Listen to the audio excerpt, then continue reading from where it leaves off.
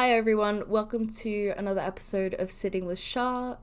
It's your local small bean here. I just want to start before we begin the episode just by saying we do have a content warning. Today's episode is a bit more on the heavier side than my normal episodes, and we just wanted to give you a bit of a warning as some topics that are coming up that might be triggering. Thick, what have we got coming up? Medical procedures, pregnancy, politics, self-harm and suicidality, transphobia, and LGBTQIA spaces. If any of this sounds like something that you are not up to listening to today, if it sounds like something that is going to not make you feel very good, or it's just something that you're not ready to really hear discussion about, that is absolutely okay. Feel free to skip this one, and we will see you in the next one.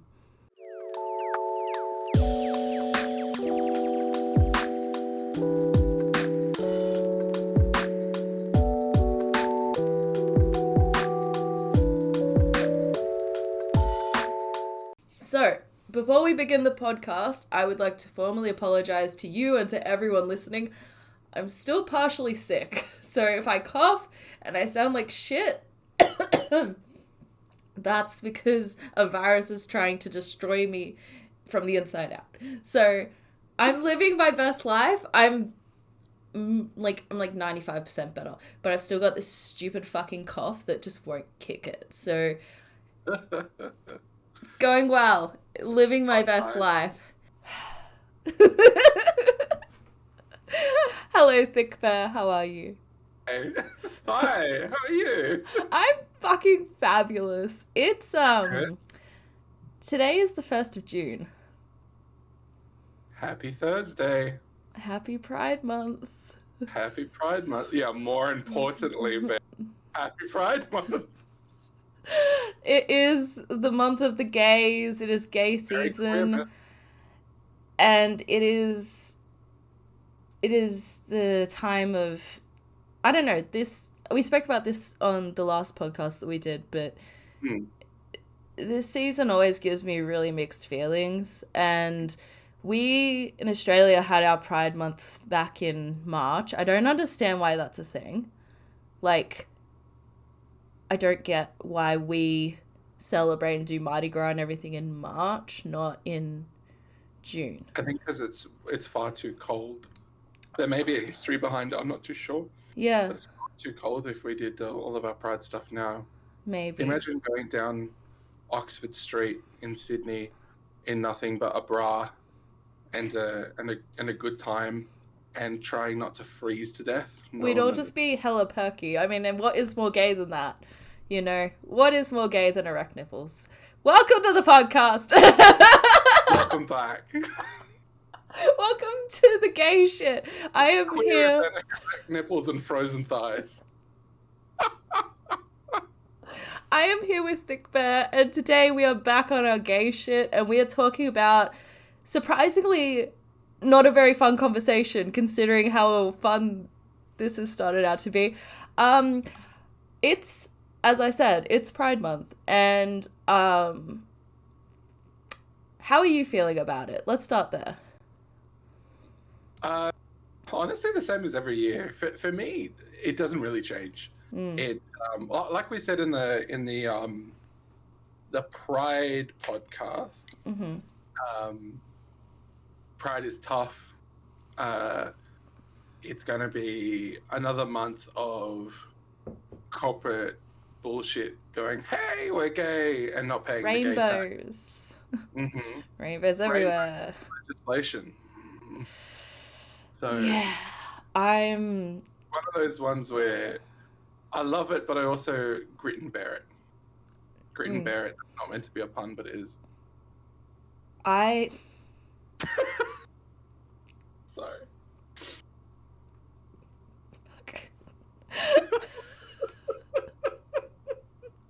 Like I said, I don't know if you're editing the before, but I'm very tired, and the caps come off, and I'm gonna be silly. Please be silly, because honestly, this discussion we're gonna have today, I'm not I'm not keen for it, but I want to talk about it. Does that make sense? Like, it's not.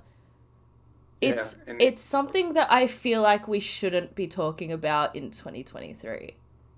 You know? yeah, we should be talking about way more interesting things. I agree. More happy things. But Yeah. before I get into it, as I said, I have mixed feelings about Pride. Pride is kind of, I'm very similar to you. I want to say for everyone, like from last episode, like it probably gave off the vibes that we don't like Pride. I fucking love Pride. I love Mm. Mardi Gras. I love the gays. I love when we come out and just be oh my god, I can't talk. Unapologetically ourselves. And it's, I fucking live for that energy and for the community. It is one of my favorite things. What I don't like about Pride is the corporate bullshit. The people who only support the gays for 1 month a year and then reverse all of that and only make their logos like rainbow and pretty. And there are so many people who I feel like just bring Pride into this nutshell of rainbows and flags and things like that. It's like there is so much more deeper, richer in culture and knowledge to Pride than people actually fucking know about. And it just makes me so frustrated every single time that yeah. So that's how I'm feeling. And health outlooks as well. You know, it's one of these things where suicidality is so much higher, and then we go, hey, look, you're all great, ha ha ha ha, and the quiet gays go, we're still here too.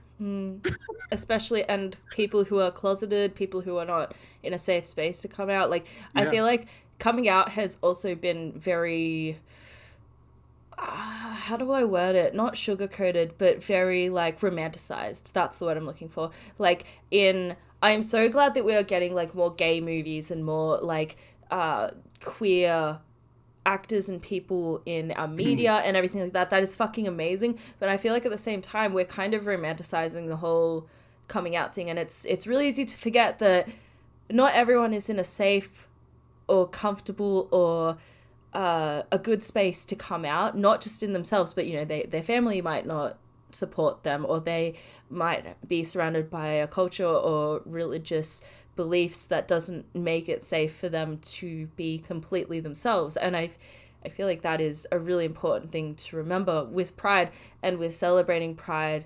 It's not just for the people who are out, it's also, it's for the gays who aren't out yet. It's for the people who are hiding themselves, but it's like we're reminding them, like, you are not alone, no matter what stage of your journey you're up to, what part of your life, and figuring all of this craziness out. Like, it is a reminder that you are safe, that you are loved, that you are accepted in this community always, even if it's not by your own family or by your friends or your peers. Like, we got you.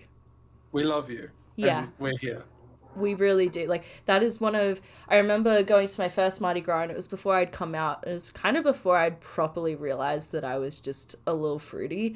And I remember going and just feeling so safe and just so myself. But also, in that same sense, like I said last time, it also felt a bit like the straight people were coming out to see what the fuss was about. You know what I mean? Come see us at the zoo. Yeah. Yeah, it didn't feel like there was a lot of people on the sidelines not really participating or cheering or like, they were more spectating the people supporting the parades and supporting Pride and people watching. Yeah, it was really weird.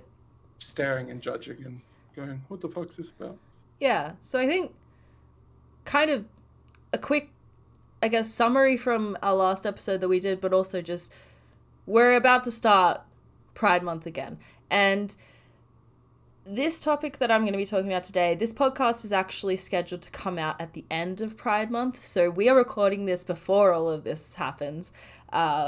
Hopefully nothing too crazy happens this month. But Mm. we're here to talk about what's been going on for, I was going to say the last few months, but I feel like it's been so much longer than that. Like, this shit is deeply ingrained and it's fucking disgusting. And that is about, it's 2023 and I can't help but feel like the world is taking a step back in terms of, I don't even know where to begin, because we've got laws against drag coming in in the US. We have transphobia is at like a completely different level than, like, it's always been there, but like, I don't know, lately on media and social media and people who are choosing to be truly themselves and seeing the amount of hate and just Death threat. death threats and people who support them as well getting death threats. Like, there is so much. It just makes me so sick. And then also, I don't think, no, actually, I am going to include that. So, people being truly themselves, like, the prime example that I wanted to talk about was Sam Smith. People who don't conform to a gender, people who choose to be completely themselves, which I think is a very deep and beautiful part of pride, is being unapologetically yourself. Like, I feel like I could wear whatever I wanted to pride and just feel like fucking great about myself. And I don't know. Sam Smith is on tour at the moment. I think it's his Gloria tour is what it's called. And it's basically designed as like a cabaret sort of thing. And I think it looks fucking amazing. And there's a part on there where he's in, I believe, they are in a corset and underwear, and they are, I believe, just not twerking, but just like shaking their ass on stage, which props to you. Like, fucking go for it. It's all over TikTok. And every time I see it, I like it. Because I'm like, I give it a heart. And I'm like, fuck yeah, you do you, boo. Live your best life. And then you go to the comments. And it's like, there is so... I don't see one bit of love there. I just see so many people saying, like, I miss the old Sam Smith. Like, you can't convince me this is the same person. And just... I want to talk about all of that because I don't know. It just feels like a really scary place to be starting Pride Month. Like, I feel like the world is in such a... I don't even know how to describe where we are right now, but it's not a good space. Yeah, it's really up in the air at the moment, and the I don't, like, when I was growing up, I don't remember there being that much in the way of transphobia because it wasn't talked about. And then somebody said something the other day which reminded me of early 2000s Lady Gaga. Every single media outlet was going on and on about whether or not she was trans, whether or not she had a fucking penis or not. I remember seeing that and going, who cares? Who fucking cares? Like, why is it anybody's business? It's really not. You know? And as far as I'm aware, she's a cis woman. And the way she handled that was so fucking good.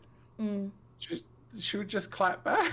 She's been an ally from, like, she is an incredible example of unapologetically, A, being herself, but B, supporting people no matter how they define themselves or who they, like, just her support of the gay community is just one of the most unmatched. Like, I think she is an incredible human.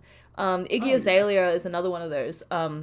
I remember Iggy Azalea going through, for a while there, people speculating whether she was a man or not, whether she was trans, and pulling up old photos of her and being like, isn't she, like, everything? It's just like, I feel like transphobia hasn't been much of a thing because I feel like it was shut down. And not the phobia part. I feel like trans people were shut down before they even got to completely be themselves throughout history. I feel like that idea and that whole concept of them being allowed to be themselves was just completely stopped. One example, and I want to, this is a hard one. So I've been watching The Golden Girls lately. I just finished binging the entire 7 seasons of it, and I loved it. I love Betty White. I love Beatrice Arthur. I love all of them. But it is a older show. It was from, I believe, the 70s until, I think it's 1991, somewhere around there. It went on for a while, and there are some topics and stuff in there that just kind of gave me the ick. One of the parts of The Golden Girls is that Dorothy's brother is a crossdresser and has been, like, since he was a kid. He always wore dresses and everything, but he had a wife and he had all this stuff, and it was sort of like, it was very interesting how the show was scripted with that part of it. Like, some of it was accepting of his choices and things like that, and then other parts were just something you wouldn't see. Well, I say that, but looking at how things are right now, basically it was like fully shaming him for all of it, and fully just like there was so much against it. Like his own mother was like blaming his wife for being like, why didn't you stop the whole dress thing? Why didn't you stop him from wearing dresses? Like, you know, I thought you would have snapped that out of him. And it's just, I feel like that plays a role in terms of what I was saying with trans people were shut down before they even got the chance to be fully themselves. We shut down the idea of like men wearing dresses or women wearing men's clothing or just defying gender stereotypes. I feel like that was all quickly shut down. And as that has become more accepted, that's where the phobia has started to become a bit more prevalent. Does that make sense? Yeah. It's brought it out of the woodworks, basically. Yeah. Conservative senators across the globe going on and on about being role models for children and not being role models for children themselves. And, you know, saying, oh, what's this gonna, you know, what example does this set for children? And then being absolute murderous assholes constantly, you know. It doesn't make sense. I completely forgot how sensitive this topic is to me. I apologize in advance if I cry, because like all of this whole pod episode is going to be a very emotional one for me. I'm sure it will be for you too. I know you have a lot of trans people very close to your heart, and I too have a lot of beautiful trans people in my life, and it's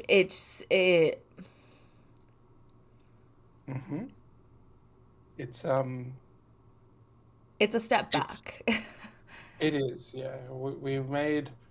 Australia made such a huge step forward. I think it was 2012 when the right for gay marriage went through. I remember that. Maybe in 2013. And huge amounts of grassroots organizations have popped up and gotten a lot more funding, and you know, we've made so many great steps in the right direction. And then you see so many, you know, first world countries making these horrible decisions, Australia included in that, in stopping or reversing HRT treatments and taking it out of Medicare or government funded medical procedures to defund it or stop it in its tracks. It's would have been better for us to be in the fucking 70s when the AIDS pandemic was going through and there was no government action. Like, we had more options then. You know, so And that's not to discredit the huge amount of work that's gone into or what is now available and what is available for modern day Australians, but people across the globe, they don't have what limited options we have, let alone what we should be getting. I feel like I'm trying not to cry while I talk, so that's why I'm a bit bleh. But basically, I feel like the more accepting we get, the more backlash we get as well. I feel like the more that we begin to open our minds and our hearts, and the more that we begin to take action for more accessibility to these things to allow people to truly be themselves, the more we make people uncomfortable when we be ourselves. When we choose to truly be who we want to be, there are people who will not like that, and there are people who will be uncomfortable with that because they don't understand. And because of that, they will fight, and they will fight back, and they will retaliate. And it is really difficult because they don't understand. I don't understand completely. I'm not trans. I have not been through that journey, and I don't want to pretend that I do. However, as I said, I have a lot of beautiful people in my life who are trans, who have explored hormone therapy in the past, I've spoken to about how they felt trapped in themselves and who they are and who they actually want to be. And it's heartbreaking to me that in 2023, when we've done so fucking much, that we are still even, let alone like considering, Fighting like, for respect, we're fighting for common decency and medical attention, like basic human rights. That's what it boils down to. A lot of these politicians will say, you know, we want to protect children, or we want to protect people from making horrible decisions, but then go and make hundreds of thousands of dollar budget cuts to grassroots organizations, to Medicare and Medicaid, make sure that religious organizations who are pushing millions of dollars to make sure that trans people and queer people do not get medical attention or can be refused medical attention goes through. I feel like it's also hard because it's like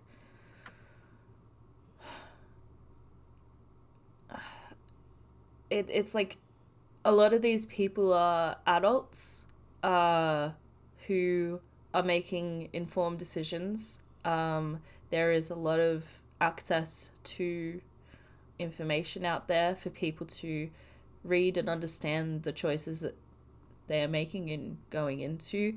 And I feel like people forget that. I feel like people forget that we're allowed to make our own choices and do things that we want to do.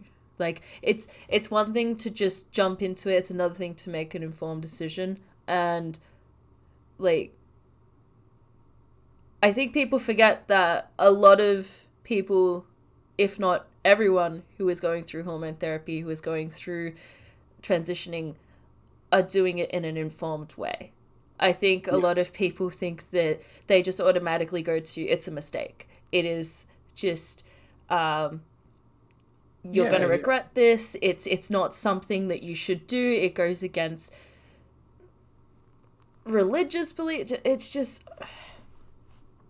We, in Australia, and I can't speak for every country, but in Australia, we have a thing called informed consent. We have an informed consent model.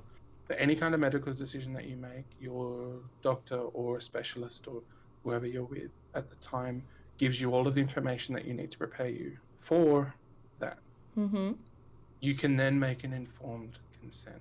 Mm-hmm. Without that, our medical system doesn't work. Mm-hmm. Or it is abused. Mm. A lot of countries don't do that to the degree that we do here. Mm. So a lot of the time, if somebody in Australia says, "Hey, I'm studying HRT," I know that they've been fully informed of what their HRT is going to do to their body, to their brain, to their gender expression, and to their dysphoria, and how much happier they're going to be, or that they may not be happy on it. Mm. And there's this big push I've seen in the last 12 months of regret. Like, oh, but what if you regret it? You stop taking it. Mm-hmm. You go back to your psychologist, you go back to your treating physician, and you say, this isn't making me feel better. We need to explore some other options. Yeah. And you have that. But that's been completely ignored by our good old friend, the Murdoch media, who fucking hate us and would love to see all of us dead.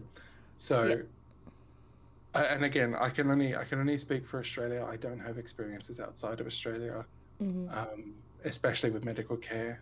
But, we have this model, and for a lot of even left-wing media, they're not talking about that.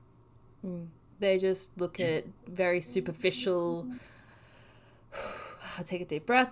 They look at very superficial parts of the situation that will, I guess, suit their media coverage. It's not... Both sides cherry pick their data. When you look at everything in a broad spectrum, you see that, increasing funding for trans healthcare increases funding for healthcare. Because at the end of the day, there is, for example, cis men who have male pattern baldness can get access to a certain type of medication that can help with hair regrowth. That is gender affirming healthcare. That falls under the brackets of gender affirming healthcare, which is trans healthcare. Believe it or not, that's trans healthcare. If you've got somebody who is a trans woman who has really high levels of testosterone and has testosterone induced pattern baldness, and that is causing a dysphoric reaction, they can take this medication. But if it's continuously removed from medical, like Medicare, we're going to have a higher rate of suicidality. And Australia already has a disgustingly high suicidality rate. And when you then look into LGBTQIA plus spaces, the suicidality rate is even higher for our lovely, lovely queers. We don't want that future. We don't want that Australia. We don't want people to not be able to express their gender identity, because we end up with less of us. And that's what conservative media wants. They want less of us. I also feel like it's really important for anyone who doesn't fully understand, like, where this is, like, I feel like some people might get very confused as to how going bald could cause you to feel suicidal. Like, it's more than that. It is it's the dysphoria, but B, it's a completely horrible mental side that you don't get to see, and that was just one specific example that I can pull off from the top of my head. It's really hard to understand from an outside perspective. As a person, so I have PCOS, polycystic ovarian syndrome, which actually does cause male pattern balding. I have an increased level of androgens, testosterone, things like that in my body, and that is just something that happened, and it fucking sucks. I live with pain all the time because of it, and it's horrible. In terms of mental, like, obviously I'm not comparing my situation to transitioning. That is a completely different thing. I don't even want to, like, act like that is even close to what I'm saying. But in terms of the feeling of feeling confident in your self-esteem and everything, it weighs down on you a lot more than it should when you live with something that you didn't do anything to deserve or to get, and you live with that every day, and it wears down on your mental, on your self-esteem, on your confidence, on how you present yourself as a person. When you start to hide yourself day in and day out, when you feel like you've lost your old self and you don't know who you are anymore, when you live with that for a long period of time, suicidal tendencies can become more prevalent. Like it's that is, I think, what we are trying to sort of point towards, but in a much more extreme case with transitioning. Like, I'm talking about living with some abnormal hormone levels and some pain. We are talking about people who feel like they were born in the completely wrong bodies, who are having to live with that and live with the stereotypes associated with what genitals they were born with and what gender they are immediately prescribed to be set in. Like, it's a completely different thing. And with how the world is now, it scares me because I am shocked that we are even at this point of, like, we got so far in terms of healthcare and things for supporting trans people and being more accessible, and now all of a sudden we are stepping back from that. I don't understand. Like, it makes me so fucking angry that we have come so far, that we are doing amazing things, and now all of a sudden we are stepping back from those decisions and changing our minds. Like, I'm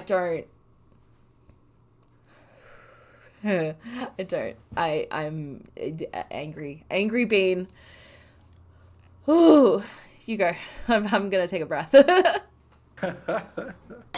Yeah, I can't describe the rage that I have, just as and I'm a cis male queer who has too much love in his heart. I can't describe the rage that I have when you see these conservative politicians, these radio talk show hosts who have less than half of an idea of what gender is, and thinks that sex characteristics are gender when they're not. They have different names because they are different things. Yeah. Going on and on about gender roles and stereotypes, and it just makes you want to remove what's left of their brain and put it back to the earth and say, no, regrow this one. This one came out too early. This one's not cooked enough. Put it back in. Let's rebuild this one. Because it's just, at the end of the day, they just don't have respect. It's not so much about, I think you can only educate people so much. I feel like a lot of people, especially, we were talked about this last time, I believe, but older generations were raised in a more conservative views and conservative lifestyle, and it is really, really hard to retrain and reparent your brain to new ideals or different ideals than what you were raised around. It is really hard to change things that are ingrained into you. So we can educate people as much as that we can, and I'm not saying education should stop. We should always continue to educate, to push knowledge, and to understand. I am saying that we can educate people, but it is their choice whether they listen or not. It is their choice whether they choose to take on that information or whether they brush it aside and go, no, this is how I was raised, so this is the right thing. And it's hard. It is a very hard situation. I had an argument with a colleague the other day because they said, oh, my uncle came out as trans, and that's never been a thing in my family. And I said, well, obviously it is, because your uncle is trans. You know, like obviously it's a thing in your family because they're a part of your family. But you just didn't And know then, about it. yeah, yeah. And she goes, oh, you know, he didn't come out till he was 40. And I went, are you misgendering him at the moment? And she goes, oh, yeah, yeah. I'm like, oh, like you don't even have the base level respect for your now auntie to gender them correctly. Mm. And you're talking to a colleague about it because I'm queer and they know I'm queer Mm. to try and get a fresh perspective. It Mm. it continuously escalated to the point where I said, look, I can't talk to you about this because you're not listening to what I'm saying. You're going along about the biological argument. And I said, well, your biological argument doesn't make sense because no one in this workplace has had their chromosomes tested. Mm. I have really wide hips. Mm-hmm. If I didn't have a beard, from behind I'd look like a large woman. Mm-hmm. And there's no way that you'd be able to tell until I turned around and told you, no, I'm a dude. And I even have then, like, child you rearing have hips to. and not the bits to rear children. I'm like, yeah, I could have an intersex variation. Mm-hmm. They could have an intersex variation. There's no way of knowing without having this done. Mm. And even if you do, all that does is tell you the sex markers. That still doesn't tell you the gender expression. Mm-hmm. There's no way of knowing. Mm. I feel like it's really with that person. It's like you can sort of they could have come to you in a like two different ways with this. You know, they could have come with like, I don't fully understand what's happening. Please help me. How do I go about this in the right way to make her feel good, to show my support, to do things like that. And instead it kind of sounds like they were coming across as like, well, this isn't right and this can't be real because it's not in my family, and I'm going to misgender them and just go about it in like, but the biological side of things doesn't agree with what she's saying, so I'm... Yeah, she made it sound more like, oh, I have a freak show in my family. I was like, I don't have any respect for you anymore. Like, No. Happy Pride Month. like, you know, it doesn't matter if your family is incredibly conservative or incredibly religious. You don't have the base amount of respect to gender them correctly. And that is a difficult thing to get to when you've known somebody for 40 years. Gender them correctly. Or even go, oh, I'm so sorry. I meant to say she. Yeah, that's one thing I was going to say. I have a friend who I believe is non-binary. And with their pronouns, they went from she, her to they, them. And I accidentally called them she. And then I was like, oh my goodness, I'm so sorry. I mean, I didn't mean to offend you. I mean, they.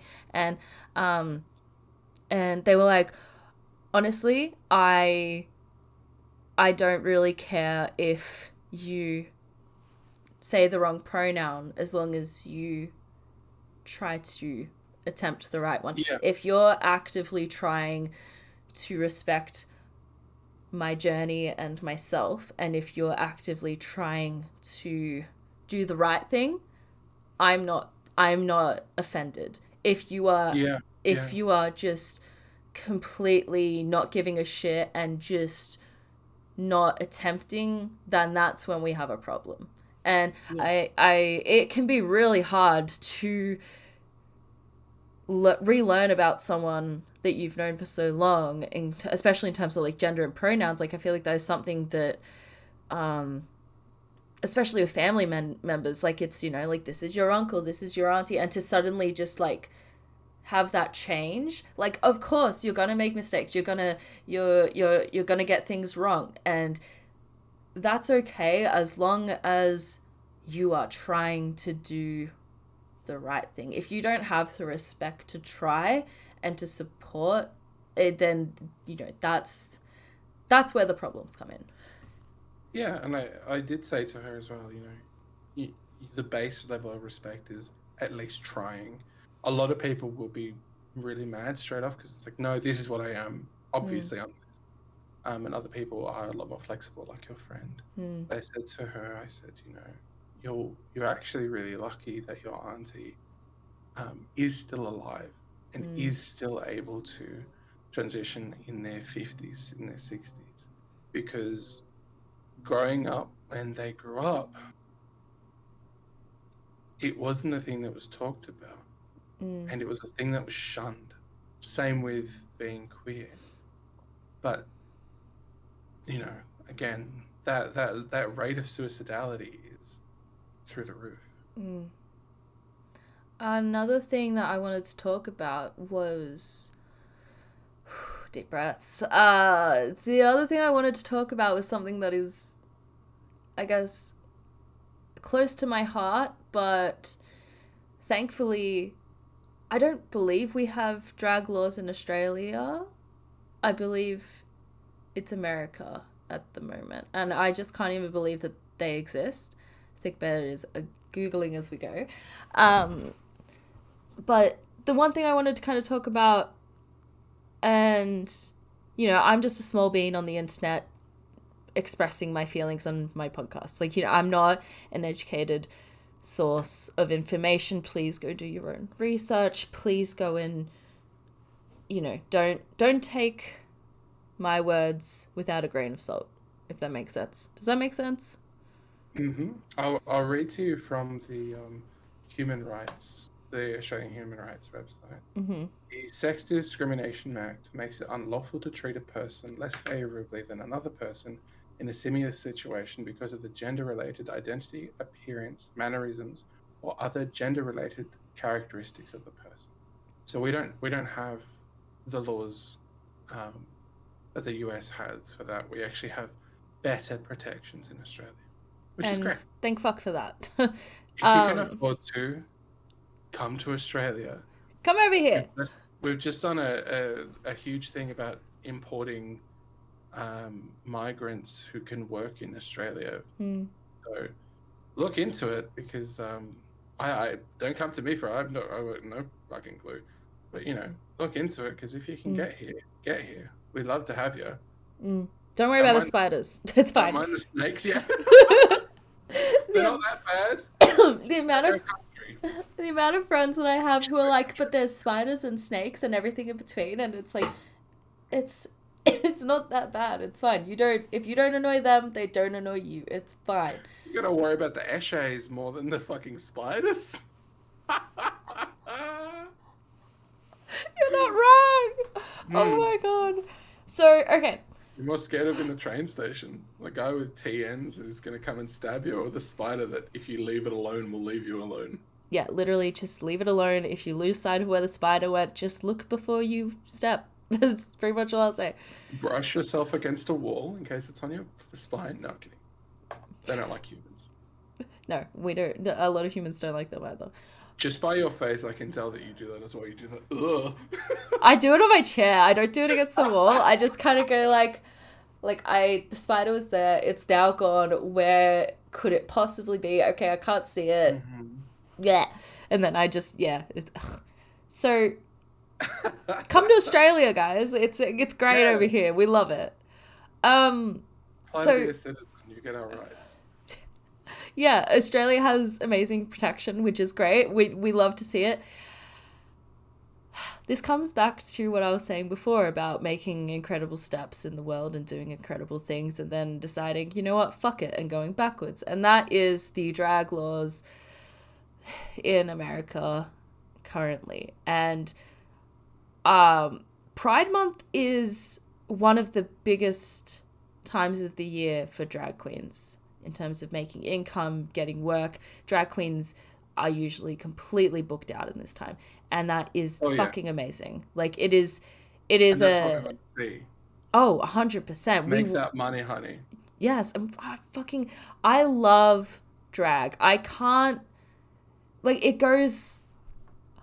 drag means a lot to me. I would love to explore doing drag myself one day, but I want to express what drag means to me. I was a young little queer when I first started watching RuPaul's Drag Race, and I didn't fully understand myself. I didn't fully understand my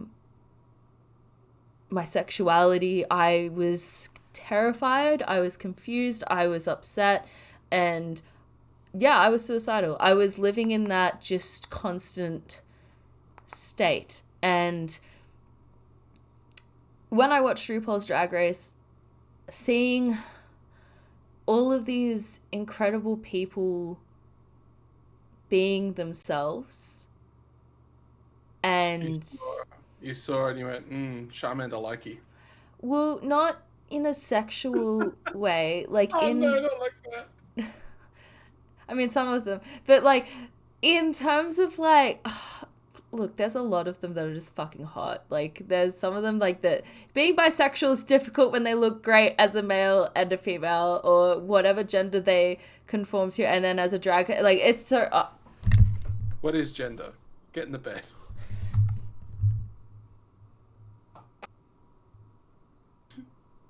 One of the prime examples that I usually use for this, and one of them that just hit really hard, is Trixie Mattel, and she is a very, very well-known drag queen now.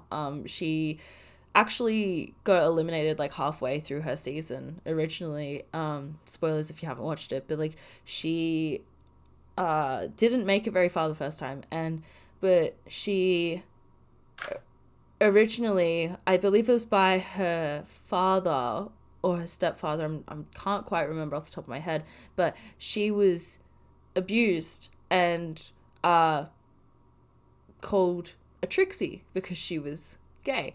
And, horrible things were said. And one of those things was her dad calling her a Trixie. And so she took that and gave herself the name Trixie Mattel. And she used her trauma and her abuse to empower herself and to create something beautiful out of something so horrible. And I think that was when I first started to become inspired by drag queens, and it just went from there. And just hearing all of these incredible stories about how hard people have worked to be allowed to be who they want to be, and even not even just be allowed, just to be who they want to be, had to express themselves, just simply exist. Exactly, to just fucking exist. And that's like the bare minimum. I don't think we should even have to be trying to fight for that, but here we are. And now all of a sudden we are bringing drag laws into I don't understand, and it makes me so fucking angry because it's I don't. The whole argument that I've seen people presenting with is that it is not safe for children, that drag queens groom children, and the other thing that makes me really fucking angry is the expression of drag queens are pushing I guess the gay agenda on children. We're going to turn all the kids gay. And it's like, I actually had a friend, I was going to take a deep breath for this one. I had a friend actually who believed in this, that believed that gay people and people who were not straight were going to influence children to be gay. Like that we were going to push our gayness onto them. And it doesn't make sense. I have no fucking words. It doesn't make sense. It's 2023. What do you mean? Push a gender onto someone? How can you push a sexual identity onto someone? I don't know. I feel like, we see religion being pushed onto people all the time. There is constantly people pushing and pushing and pushing to come and join their like church and everything like that.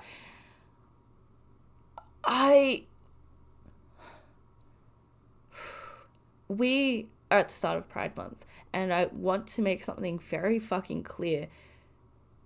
Pride Month and Pride and just the gays in general we're not trying to do shit. Like, I mean, all the gays that I know, at least, like, I'm, like, you know, there's some gays out there who are not great people in general, but I don't think that has anything to do with their sexuality. It is more to do with them as a person. The gays are not interested in converting your children. And one of the things... A lot of them don't want to be near your children. I agree! Myself included. Same! I don't want to be around your kids. Same. Leave them at home. Literally. It's like... It doesn't make sense that ideal of, oh, you know, we're going to pushing this sexuality onto the children.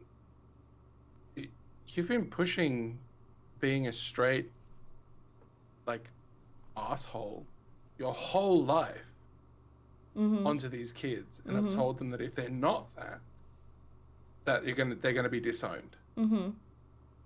I'm reading this incredible book at the moment. It's called Untamed. I highly recommend it. It is by this lady who was married to her husband and had kids with him, and then realized that she was a lesbian.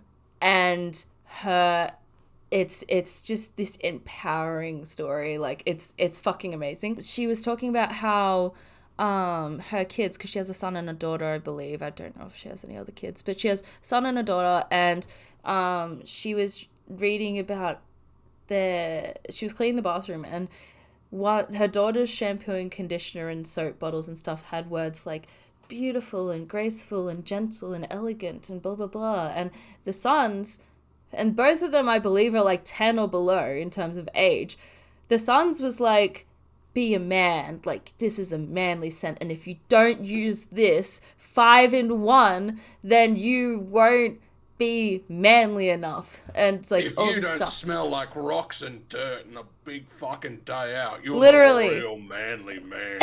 Literally, it is. I have had that all my life, where like all I want is something that smells nice. Yeah. And they're like, yeah, this smells like the back of a squished kiwi. You'll fucking love it. No. Tobacco scented shit. Like, it smells so much nicer. Literally. Don't give me it smells like the back of a dog's asshole. Literally. I don't want that. I don't blame you. I don't want that either. Yeah. Like a Lynx Africa. No, sir. No.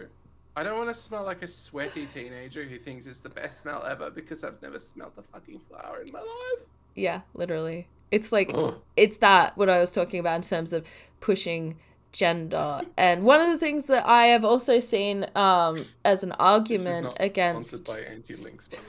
We're not sponsored by Anti-Lynx. Rexona has not hired us to do that. Yeah, it's not, I promise. There's no deodorant in my background, is there? No, we're good. So, one thing I want to point out is... the Hungry Jack's cup down.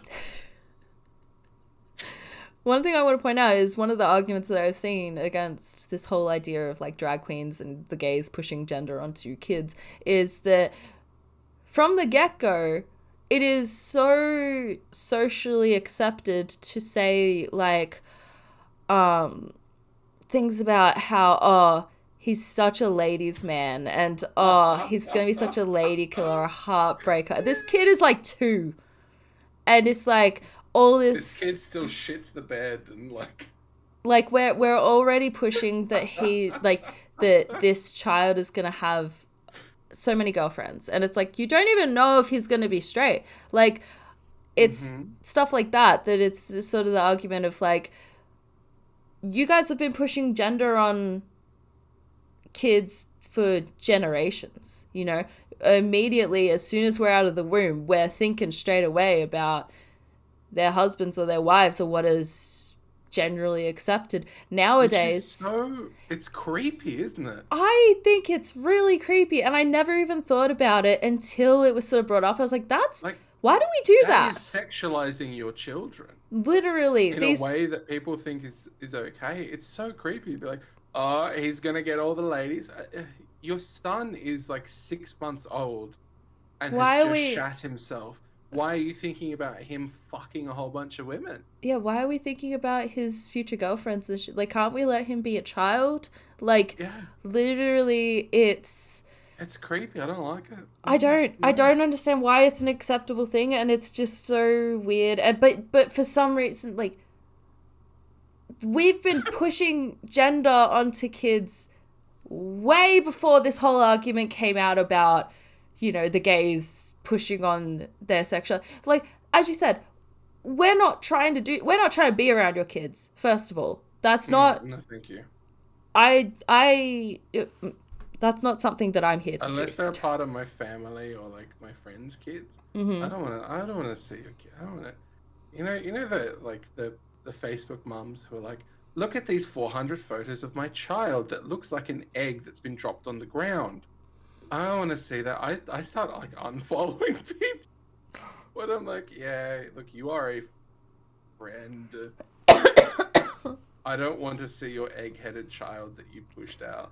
I mean, if you want a kid and that's something that is in your journey that makes you happy, fucking go for it. Like, for me personally, for me and my partner, it's not for us. It is not something that we want to do. We have other, I guess, things that we want to do in our lives. And that is just something that is not a part of it. For me, especially, my health is something that takes a lot of my time, my money, and my efforts that I don't think that I could fairly give a proper life to another human.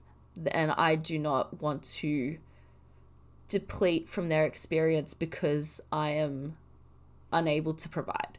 You know, that is just my own thing. I don't even need to explain it. I just want to put it out there that it's like, having kids is not for everyone, and that is absolutely fine. But this is a whole other tangent. But you know, having kids isn't for everyone, pretty much. Yeah. But we're not trying to. That I don't like, or that I find a bit creepy, is gender reveal parties. It's literally like a cake or a balloon that says, my son has a penis. Yeah. Or, you know, like I've had this conversation with Podge that we don't know if we're going to have kids, but if we do, we'll be raising them gender neutral. And then they can tell us when they're older who they are and what they want to be. And until that point in time, unless it is medically necessary, there's no need to talk about that. That is the important note there, medically necessary. I work in a hospital, and we have a pediatrics ward at the hospital, and we had a patient who was a pediatric patient, and they were being raised gender neutral, so they were able to, choose later on, which is absolutely fine. There is literally no problem with that. My co-workers and I were discussing this after the incident happened, and like none of us had a problem with that. It was more about to do what we need to do for our job to confirm that we have the correct patient and everything. We need to confirm the identity of the patient, and the parent of the child had a problem with this process, and it was really difficult because it was like we're just trying to help. We're just trying to do our jobs. And, we're not... We need to know the sex markers, not because we want to misgender their child, but so then we can identify what is going on and whether or not the sex markers come in and have an influence on the care. There is a lot of differences in terms of tests between... there's a lot of tests between like males and females that can differ depending on, hormone levels and just different things. And that is why we ask some sensitive questions. Like, we have to go into questions about like, are you pregnant or not? Blood transfusions, like things like there are a lot of sensitive questions that we have to ask. And we're not asking them because we want to know the tea. We're asking them because we are trying to help your medical journey, your recovery, your preoperative measures before you go into surgery so that you can have the best outcome, all of those things. I'm not trying to attack you or to misgender you or to disrespect you. I am just trying to do my job. And it is one thing to be gender neutral and being raised gender neutral and doing all that, and that is fine. Me and my team, we don't have a problem with how you choose to raise your children. It is more about the case of we are trying to do our job, we are trying to help your child, and it's nothing against you or your child. We're just trying to confirm details and trying to do our jobs. And I think being like medical sides of things, it's a really difficult situation because you're trying to be as respectful as possible and do the right thing, but you're also trying to follow protocols and help the patients. And sometimes the patients forget that we're trying to help them. You know, they see the needles, they see the pain, and we're the bad guys. It's hard. So I think that was my long ass tangent about medically necessary is important. Yeah. Yeah, 100%. I actually had a friend the other day. So another thing that allies will do is not know the terminology but still want to be helpful. And I had this conversation with a friend of mine who's autistic and trans, and they hate this term. And it's one that's used for, I don't know what to call them, so I'm going to call them by their sex characteristics. So like, you know, for a tampon ad, they'll say something like, vagina havers.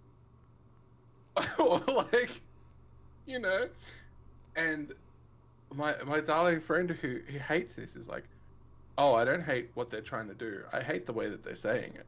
Because it's really bad English. There's some nicer ways to put it. Penis haver. Hey, you got a dick?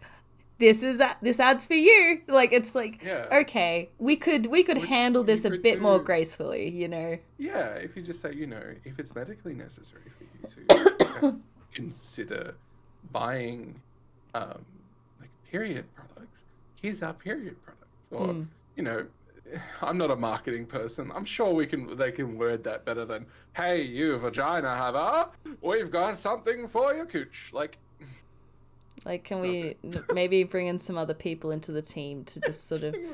Have you hired a queer for this? Because you haven't hired a queer for... Have you hired someone who doesn't conform to gender but has the specific genitalia that you're marketing to? Yeah. Maybe to ask them what they would like to see? Something like 3% of the population is trans. If you're in marketing, hire trans people. They know what they're talking about. Trans people are fucking... can we for 2 seconds here... This is completely... Hire your local trans person. Well, this is just completely to the left of everything that we've been talking about, but trans people are so fucking hot. Like, it's not okay. Like, You've been looking at that Tears of the Kingdom link and being like... I haven't played Tears of the Kingdom yet. I have... So I'm a perfectionist with everything in my life, and I'm scared to play the game because I don't want to fuck it up. So I'm like, and Graham's like, just play it, it's really fun, and I'm like, everyone's gonna like judge me and hate me for sucking at it, but I'm just gonna do it. There's a couple of clothes that that Link has that is very much a Nintendo going, yeah, Link doesn't have a gender. Link is not a male nor female name. Link may have a bus, may have a schween. You'll never know. It's flat, and it's just... All we know is Link is a twink. Yeah, that's very known. Yes. He doesn't have an ass, but everybody loves him. We were talking about drag laws, and we got onto Link's ass. Okay. Everything goes back to Link's ass. What are you talking about? Basically, I don't have a lot to say on drag laws, A, because I don't live in the US, and B, because how do I word it? I don't want to put myself into situations where I am not fully educated and I am not... How do I word this?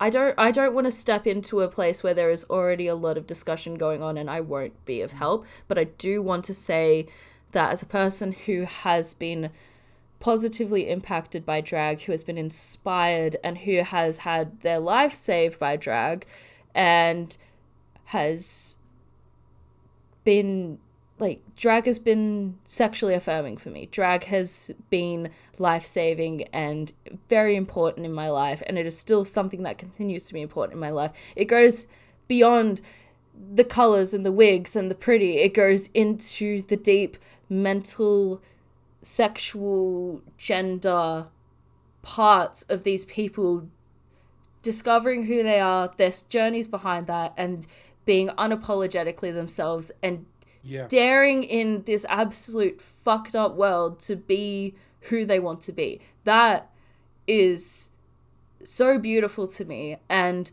the fact that we are stepping back with these laws, it's just fucking disgusting. That is what I wanted to say around that, because I just don't understand.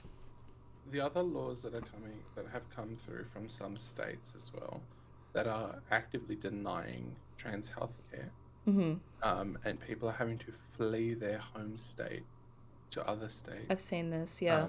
I don't know how legitimate this is, but I did hear along the grapevine that the federal government is going to be shutting that down and suing the states for these, because it's a denial of healthcare. I don't know too much about that. I cannot wait for that shit to go through. I did see President Biden in the US address this and say that this is not okay, that bringing these laws in is an act against these people's health. Obviously, these aren't direct quotes, but I'm basically summarizing that he says that this is not fair, that these trans kids, these trans people, these people who are just trying to be themselves, they shouldn't be having to fight for this healthcare and be basic human decency.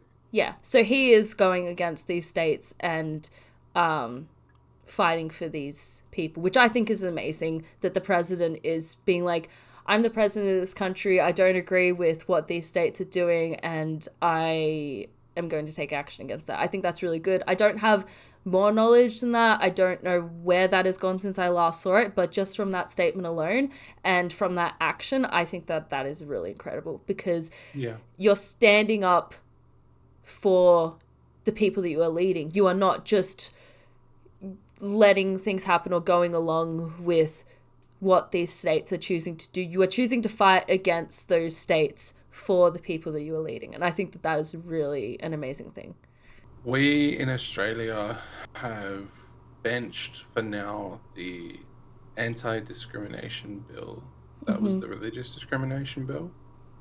What that would have done if it went through was allow for religious managers and business owners to exclusively hire people within their own religious sector and fire people who are part of the LGBTQIA community and people who are disabled. Because if their religious texts say anything about disability or mental disabilities or mental capacities being, ungodly, both major parties in Australia, not all of them, but the grand parts of them, have been for this. You've got the small parties and the independents who are hugely against it, but the Liberals and the Labor parties have both said that they would vote for it. It has currently been benched, and if it does go through, I may not have a job. You may not have a job. We may not be able to get hired into new spaces again because of our identities. Not just my identity, but also my disabilities. So I have 2 pending 3 chronic conditions that leave me with, these are symptoms that I am living with for the rest of my life, including fatigue, constant pain, nausea, my diabetes, depending on how it's going during the day, I can go into fucking acidosis from a basic infection. There are so many levels to it, and I love the job that I'm in. I love what I do for my work, and the idea of being discriminated against because of how I identify and how my body is, which I would also like to point out, none of the conditions that I have, I did anything to get. I didn't do anything risk-taking behaviorally or anything that could encourage these conditions. I couldn't have done anything to prevent this. So the idea of being discriminated against something that literally happened to me when I was 10 for no reason, it's fucked. It's disgusting, isn't it? It's fucked. I know religion can mean a lot to people and it can be very important to them, and that is amazing. For me personally, it's not the case anymore. But if that is what gives you meaning and joy and purpose, that is great. The only thing that I ask is that you don't push it onto other people. Let people make their own decisions about their lifestyles rather than pushing something onto them. And B, I just cannot understand how we can be so exclusive of minorities in 2023. Not even minorities. I feel like there are so many people who have had the courage and had the strength to come out and to start expressing themselves because they felt safe, and now all of this is happening, and it's like, what is happening? It is a terrifying way to start Pride Month. I am terrified. Quite honestly, I'm not looking forward to this month in terms of Pride Month. I am very terrified of social media. I am very terrified of all of it. I'm scared for the US. I'm scared for the US because the amount of hate that is being spewed over there, particularly towards our lovely trans babies, is at the point where it is genocidal. Yeah. And I don't want to wake up one morning and see mass shooting again. I don't want to wake up one morning and find more and more of these gorgeous people being kicked out of their hometowns. So I will be streaming a bit more this month, I think. I'm going to try. Same. If you need to come in, I banned the word daddy in my chat. I'm going to unban it. I'm going to be everyone's gay dad. If you have a shit dad, you got a shit mum, and you need a new you need a new dad, I'm your gay dad. Uncle, I'm your gay uncle. I don't give a shit. I am your insert male familial term here. Add gay. That's me. Yeah. I feel like we've spoken about this, but I want to do fundraising towards things that can support people who are trans in terms of giving them resources and helping them. And I still am doing that. I am just getting through. I want to put a lot more into it than I'm able to give it right now in terms of uni and work and everything. So once all of that is out of the way and done, and I can put more into promoting it and to streaming more consistently and giving more chances for donations, that's when we'll be doing it full force.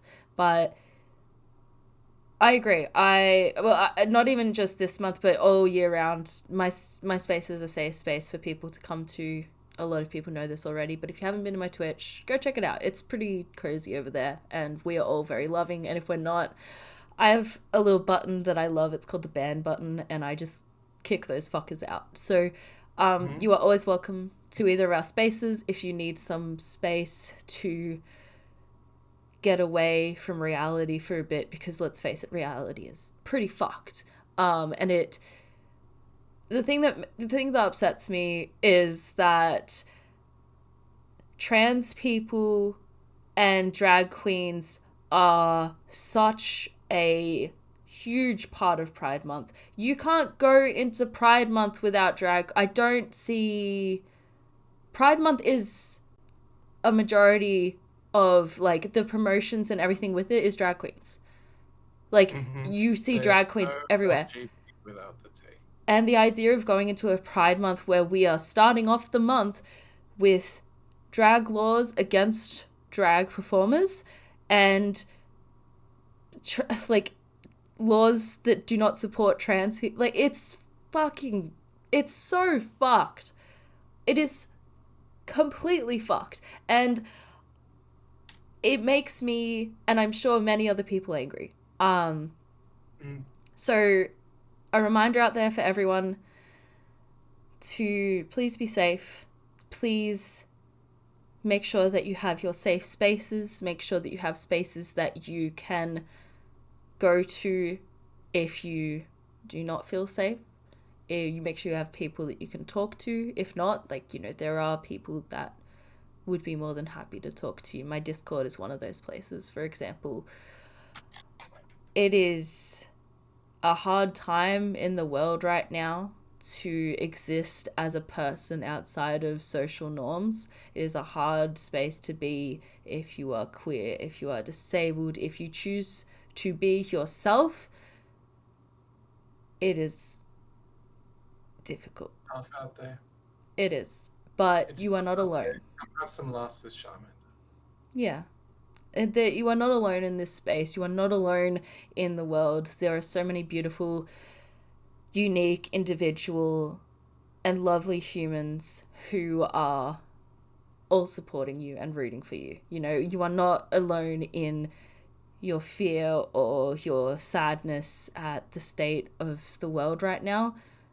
And I think that was one reason I wanted to make this episode, is just to remind people that it is okay to not be okay at this time. We are fighting to be ourselves, some more than others, and we are fighting against very conserved mindsets, people who have very limited knowledge or a limited perspectives, who do not want to change their views. It is difficult, but because it is difficult doesn't mean that we shouldn't try.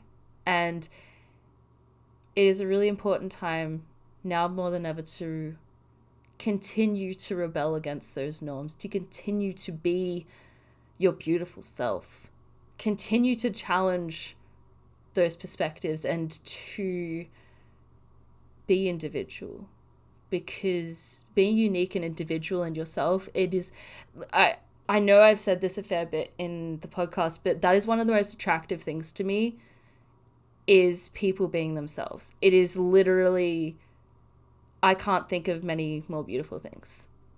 And love giving, be yourself.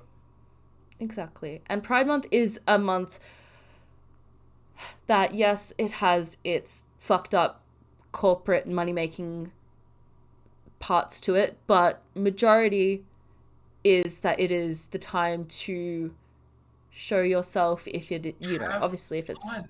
Literally have fun with the community.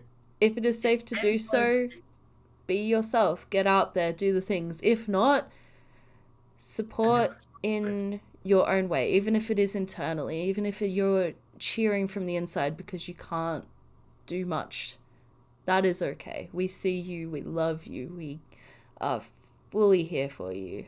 And no matter what happens this Pride Month, I hope that you can enjoy the parades, the marches, the online celebrations. If you are a content creator on Twitch, if you go over to Twitter, there are a heap of free gay emotes out there at the moment. I've got some Pokemon ones and some Pride ones that I'm putting onto my channel for free for this month. So check those out. Go just find your local gays and support the shit out of them, because there's so many beautiful people out there. And get out there and support your local queer. There's so many of them to choose from. Go find them. We're all very creative. We really are. The gays are literally like the most creative people, like so interesting and so unique in their ideas. For a long time to that, the only industry that was queer friendly was theatre. Yeah.